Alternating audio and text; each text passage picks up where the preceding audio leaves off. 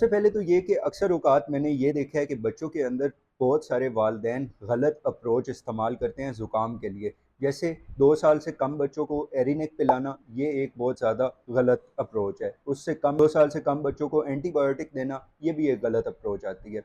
हाँ, अलबत्ता 1.5 साल से ऊपर हो जाए, बहुत ज़्यादा सीवियर इन्फेक्शन हो, तो आप जो है वो हल्की-फुल्की एंटीबायोटिक दे सकते हैं। कौन-सी एंटीबायोटिक देनी है, इसके लिए आपको मेरे से कंसल्ट करना पड़ेगा या मेरी टीम से कंसल्ट करना पड़ेगा। बच्चों के अंदर क्या इस्तेमाल किया जाए कि उनका नाक खुल जाए, तो उसके लिए हम यूज़ करते हैं ये वाला तरीका।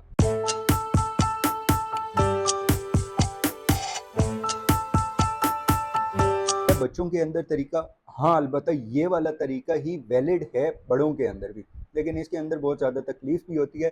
तो हाँ, अलबत्ता अगर आप लोग मेडिसिन्स लेना चाहते हैं, बड़े हैं, तो फिर एरिनेक की टैबलेट ले सकते हैं। उसके अलावा आप लोग सॉफ्टेन ले सकते हैं, जो एंटी एलर्जी के तौर पे इस्तेमाल होती है, पैनाडोल ले सकते हैं।